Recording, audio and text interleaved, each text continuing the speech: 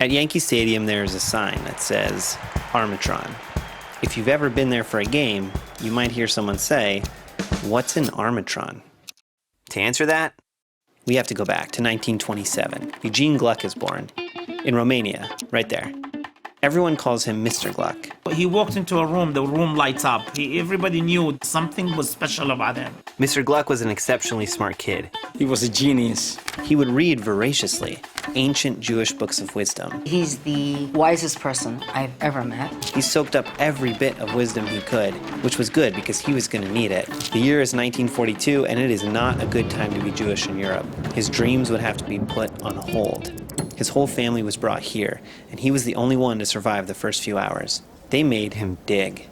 This gave him time to think, a lot. And one day he looked up and saw a young, powerful soldier. That is when he made a promise.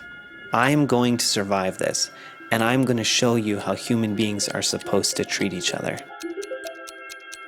And he survived. The war ended, he was free, and the first thing he did was fall in love with her, Jean. Okay, Jean and Eugene, that's adorable. It's 1949, they get married and come to America. Whenever he spoke about her, his face would light up. They had empty pockets, couldn't speak English, and they didn't know how to bake. So they started a bakery. He was delivering bread all over Brooklyn, and Mrs. Gluck was off delivering their first child. She gave birth on one of their biggest, busiest day of the year without telling him she was going to the hospital. That's actually true, though. As his family grew, so did his ambitions. He felt he had to move on from there. It's 1956. Mr. Gluck knows almost nothing about watches, so he decides to become a watchmaker. He wanted to make excellent watches that normal people could afford. He flies to Switzerland, learns everything he can, with the help of some engineers, starts making watches. Armitron is born. All he has to do now is sell them. Mr. Gluck is not a salesman, so he decides to become one. Whoever he speaks to, he makes you feel like, you are the most important person in the world. Never went into his office without asking me about my kids first. Even just the hello was like an uplifting moment. Chanala! He traveled the country going from city to city to city, taking orders from every jewelry store. Every night he would call Jean and tell her the orders, and she would pack and ship them. They were an incredible team. Like everything else they did, this worked. They started hiring people. So I started out customer service. So I was told to go down to the basement and clean it up. They sold more watches, got an office, hired more people. I was like fresh out of high school. My father, my mom, few brothers, uncles, cousins. At one time, we were 15 of us. He had never been a CEO before, and, well, you know how this goes. He learned he had an incredible skill with numbers. You could show him a spreadsheet full of numbers, and he could spot the error in seconds. And then again, he had this fantastic mind. Then the 1970s happened.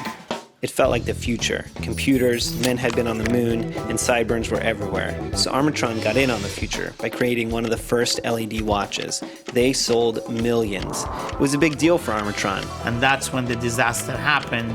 All the watches stopped. As people started returning watches, Mr. Gluck knew there was only one thing to do: pay back every penny, despite it leading Armitron to the edge of bankruptcy. Then the 80s happened. Armitron bounced back to lead the way with new and improved digital watches. These ones worked. This is when things really exploded.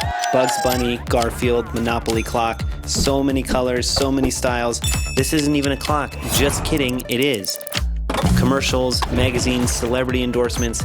This was the birth of the fashion watch. Armitron was back. From nothing to this.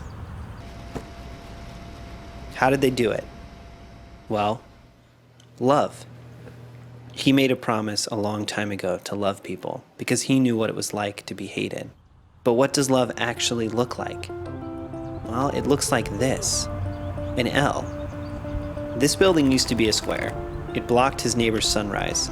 The neighbor complained, and Mr. Gluck said, "We'll do whatever it takes to make it right." $1.5 million later, his building was smaller, but it was right. Peace, which in Hebrew shalom was so key to him. It was important to him that everyone feel valued. Promoting people from sweeping the floor to an executive. I worked my way from the ground floor all the way to the top. Keeping a business, a family business, instead of selling out to Wall Street. We feel like we are one family. Love looks like showing up. He was 90 years old, He still came to work every day. He said, retirement will kill you. These are the words people use to describe Mr. Gluck. Considerate, Adorable. Fair, a therapist, Friend. I viewed Mr. Gluck as a father. fatherly. Definitely a father figure. a mentor.